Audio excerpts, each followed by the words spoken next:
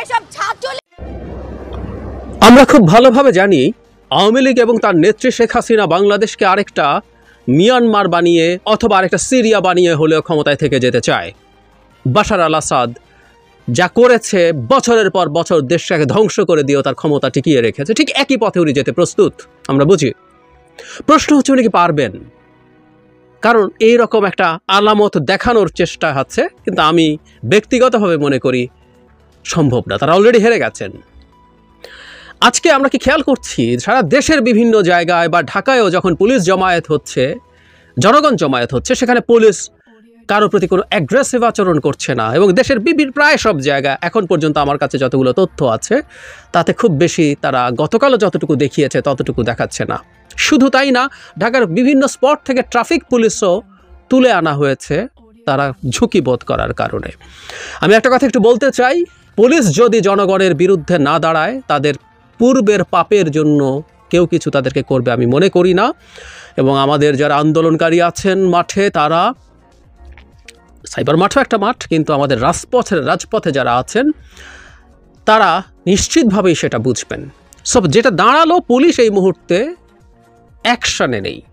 আমি গতকাল বলেছি, গতকালের আলামত দেখে আমার তাই মনে হয়েছে। এবং পুলিশ যে অ্যাকশনে নেই আজও তার প্রমাণ আছে, আমি সেই জায়গায় আসছি। কিন্তু আমরা যেটা ধারণা করছিলাম, পুলিশ হয়তো কথা শুনছে না, দে শুড নট। হাওয়া বদলালে পুলিশও বদলে যাবার কথা। প্রশাসন, আমরা আস্তে আস্তে এগুলো দেখতে শুরু করব বলে বিশ্বাস করি।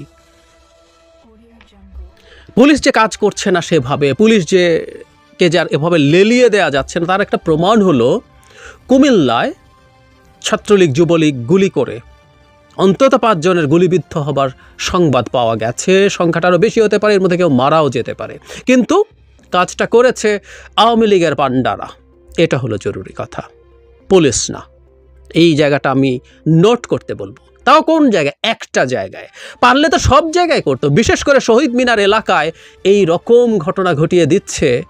ছাত্রলীগ কই? কোথায় আজ ছাত্রলীগ? তাই না? ছাত্রলীগ তো এখানে সবচেয়ে বেশি আক্রমণ করার কথা ছিল।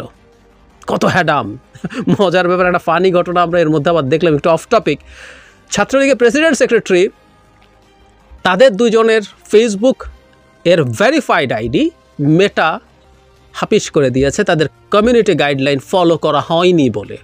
কয়েকদিন আগে বিরাট হুমকি ধামকি নাকি দিয়েছে ফেসবুককে পলক সাহেব, এখন তাদের লোকেরই আইডি হাফিস করে দিচ্ছে। যাই হোক, আরেকটা পদক্ষেপেই বুঝবো যে পুলিশ কথা শুনছে না। জনাব ওবায়দুল কাদের আজ সংবাদ সম্মেলন করেছেন, সেখানে তারা আগামীকালকের জন্য, আমরা জানি আগামীকাল অসহযোগ শুরু হতে যাচ্ছে, সেই অসহযোগের জন্য তাদের কর্মসূচি ঘোষণা করেছেন। উনি একরকম বলছেন, আজই তাদের কর্মসূচি ছিল। তিনি বলছেন, একদিকে দুর্যোগপূর্ণ আবহাওয়া, অন্যদিকে আমরা কোনো রকম মুখোমুখি অবস্থানে জড়াতে চাই না, সে কারণে সংঘাত হতে পারে, তাই আমরা এই ধরনের প্রোগ্রাম এড়িয়ে চলেছি। গতকাল এবং আজকেও আমাদের নির্ধারিত কর্মসূচি ছিল। সংঘাত হতে বলে এড়িয়ে চলছে? মানে বিএনপি যখন প্রোগ্রাম করছে সংঘাত হওয়ার ঝুঁকি ছিল না? সংঘাত হয় নাই।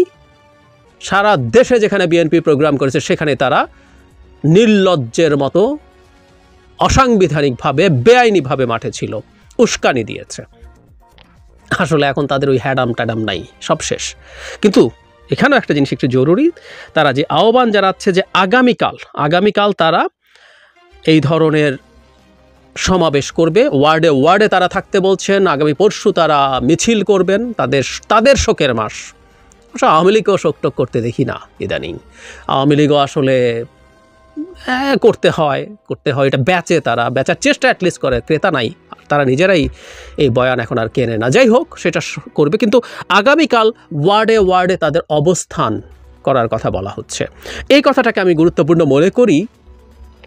কাজ হবে কি না সেটা ডিফারেন্ট আলোচনা। গুরুত্বপূর্ণ মনে করি কারণ পুলিশকে দিয়ে আইদার পুলিশ চাইছে না, রিপিট আমি গতকালও বলেছি, অথবা তীব্র চাপের কারণে পুলিশকে দিয়ে সরকার আর তেমন কিছু করাতে পারছে না, সেই পরিস্থিতি তৈরি হয়েছে। এই পরিস্থিতিতে এখন আওয়ামী লীগকে মাঠে রাখা, আমি বহুবার বলেছি, এটা এক ধরনের সিভিল ওয়ার শুরু করার মতো একটা ইঙ্গিত।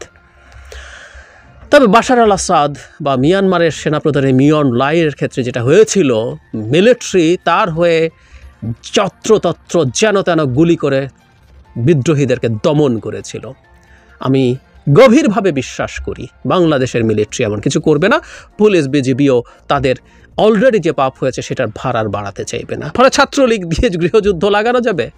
আমরা ছাত্রলীগ আওয়ামী লীগকে কিছুদিন আগে দেখেছি না? আহ্বান দিল, আহ্বান দিতে হয়। যারা ওবায়দুল কাদের বহুজনের সাথে বসে টসে তাদেরকে এক ধরনের ক্ষোভ অভিমান দূর করিয়ে চেষ্টা করেছিলেন মাঠে নামাতে, অবশ্য সেটা নিয়ে ভুয়া শুনে ওনাকে বেরিয়েও যেতে হয়েছে। ফলে সময় তাদের পক্ষে না। আমরা নিশ্চিতভাবে বলতে পারি, আমি ব্যক্তিগতভাবে জানি এমন আওয়ামী লীগ নেতা এমপি ইলেকশন করেছেন, বহু জায়গায় গেছেন, টকশো করেছেন, কিন্তু উনি দেশে নাই, পালিয়েছেন। ওদের নামও আসে নাই, নাম তো 20-24 জনের এসছে, 2 ডজনের কথা এসছে মন্ত্রী এমপি মিলিয়ে। আরও অসংখ্য নেতা মন্ত্রী এমপি পালিয়েছেন, পাড়ার লোকজনও পালিয়েছেন। না পারলেও তারা গর্তে ঢুকবেন, তারা কালকে মাঠে থাকবেন। ওনাদের ঘাড়ে কয়টা মাথা? এতদিন এই কথাটা আমাদেরকে বলা হতো, আমাদের ঘাড়ে কয়টা মাথা? আওয়ামী লীগের বিরুদ্ধে কথা বলি, এখন ওদের একই কথা বলছি। গত কিছুদিনে যা ঘটে গেল, যা দেখলো তারা, ওদের ঘাড়ে আর কয়টা মাথা? শুধু কুমিল্লায় তো নেমেছে, ওই কুমিল্লার লোকজনও না, আর পেরে উঠবে না। সুতরাং আওয়ামী লীগকে দিয়ে সামাল দেওয়ার যে চেষ্টা, সেই চেষ্টাও নিশ্চিতভাবেই ব্যর্থ হবে। কাল চিপা চাপায় দেখা যাবে 2-4 জনকে ঘাট ধরে আনার চেষ্টা হবে, বহু বেনিফিট নিয়েছে, কিন্তু সেই অর্থে আগে যেরকম চেয়ার টেয়ার নিয়ে মোড়ে বসে থাকতো, লাঠি সোটা হাতে, কাঁধে ব্যাগ, ধারণা করতে পারি তার মধ্যে অস্ত্রশস্ত্র থাকা, কিছুই হবে না। জনগণের সমষ্টিক শক্তির সামনে পুলিশ বিজিবি নিউট্রাল হয়ে গেছে, তাদেরকে সম্মান জানাচ্ছে সেনাবাহিনী। আর আওয়ামী লীগের পান্ডা, নো ওয়ে, কোনো সম্ভাবনা নাই তাদের আর।